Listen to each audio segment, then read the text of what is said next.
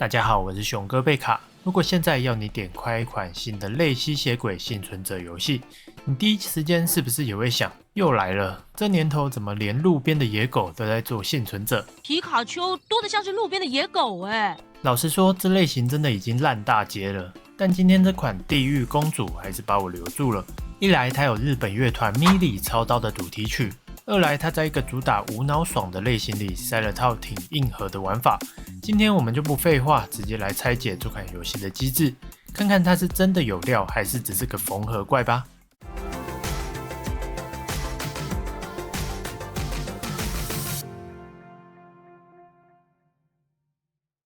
首先，这游戏最核心的系统是幸存者加上卡牌构筑。一般的幸存者游戏，武器升级通常是线性的，拿到什么叠什么。但地狱公主给了你一套模组化的卡牌系统，你可以选择不同的武器，然后每把武器再装3张附加效果卡，而且这3张效果卡还能额外再往上升级，等于把数值成长跟流派组件拆开，排列组合的空间大很多。而且游戏的包装非常重本，你在游戏里开大招是直接塞给你一段完整的长动画跟全语音的，这在普遍低成本、免洗味重的幸存者市场里，这种诚意不太多见。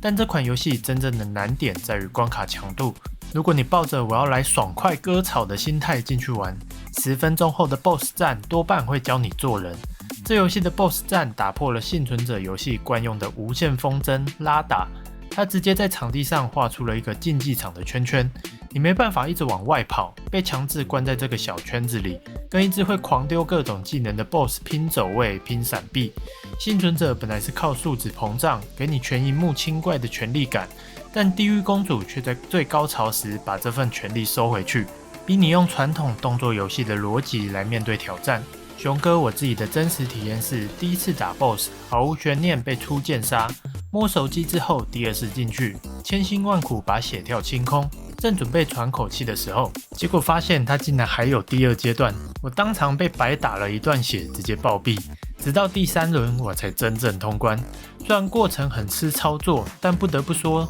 打赢之后正向回馈很强，完全就是个精神时光屋。熊哥我后来想想，开发团队为什么要这样做，思考后感觉大概是在对付幸存者后期的老问题，玩家成型后变成放置游戏，挂机就完事。他们试图用这种类似弹幕动作游戏的高压环境来解决后期无聊的问题。不过客观来说，目前抢先体验版本，熊哥认为还是有2个非常明显的缺点。第一是招式缺乏质变，前面提到的卡牌构筑听起来很美好，但实际上现在技能可以装配的效果卡，大部分都还是停留在增加伤害、扩大范围、提升攻速，顶多给个弹射物+1的词缀，它缺少那种装上去之后会直接改变整个技能输出逻辑或形态的特殊卡，没有质变，流派的差异化就出不来，这非常可惜。第2点 ，BOSS 容错对手残党不友善，虽然说硬核是特色，但对于那些只是想下班后放松、被美术吸引进来的轻度玩家来说，在同一个 BOSS 关卡反复挫败是很容易劝退的。虽然游戏有给出解法，你可以透过每轮农道的资源深渊呼啸，去地狱之门提升基础能力值，用数值来碾压机制，但这个农资源的过程目前设定的比较冗长，如果你不靠技术硬过，就得花费大量时间去堆数值，这会让中期的体验变得相当烦躁。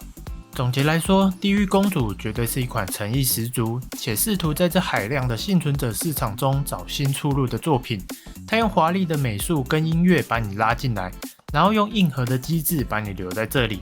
最后熊哥也想留个问题给大家，幸存者本来是走休闲解压，开始追动作走位跟严苛 BOSS 战，算是在加深玩法，还是在为难原本的受众呢？在数值爽感与操作门槛之间，那条完美的平衡到底在哪里？如果你对游戏有不同的看法，欢迎在下方留言告诉我。我是熊哥贝卡，我们下次再见。